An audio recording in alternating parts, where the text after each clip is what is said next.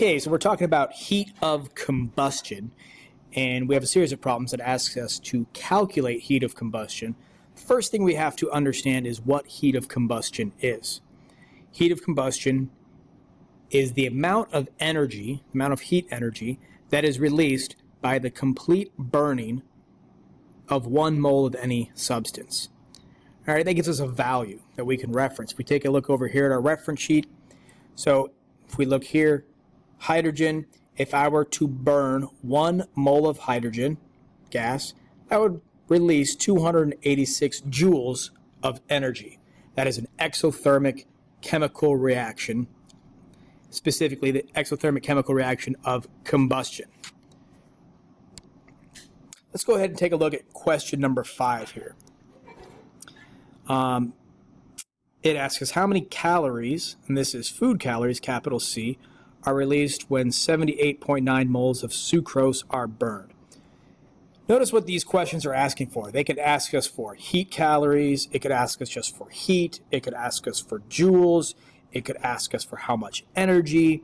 All of those things refer to heat, energy, because our units for heat energy are joules, calories, and food calories. Of course, we have kilocalories and kilojoules and stuff like that.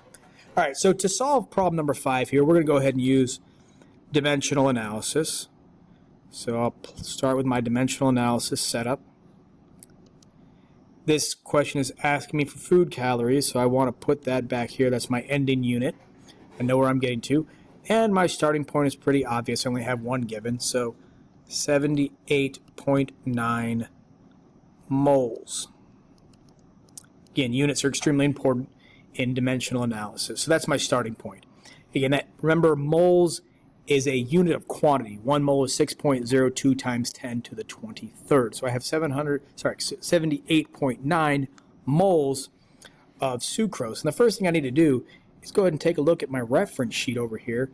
Here is sucrose. 5,645 joules are released when I completely burn 1 mole of sucrose in a combustion reaction. So I'm going to go ahead and write that over here as a conversion factor, 5,645 joules in 1 mole. And now I can just go ahead and plug that in. Notice I have moles here, so I want moles down here, so I'm just going to plug it in the way that it is. 5,645 joules in 1 mole. And now moles will cancel here. Now, if this question just asked me for joules, well, that would be the end of my dimensional analysis problem. I've converted from moles to joules. But this asks me for calories. So I have to get from food calories to joules. So I know that there are 4.184 joules in 1 heat calorie, and there are 1,000 heat calories in 1 food calorie. So I can use those 2 conversion factors to get me over to calories. So go ahead and plug in joules. In this case, I have joules up here, so I need joules down here. So I'm going to go ahead and flip this one over. So I have 1 calorie over 4.184 joules. And joules will cancel out. Now I want to get from calories to food calories.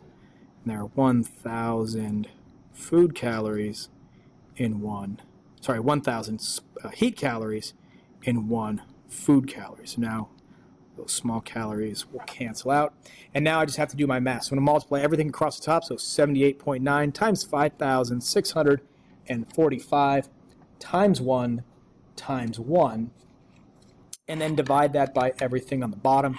So divided by 4.184, divided by 1,000, and that gives me 106.5 food calories. And that's how much energy, how much heat in calories would be released by the complete burning of 78.9 moles of sucrose.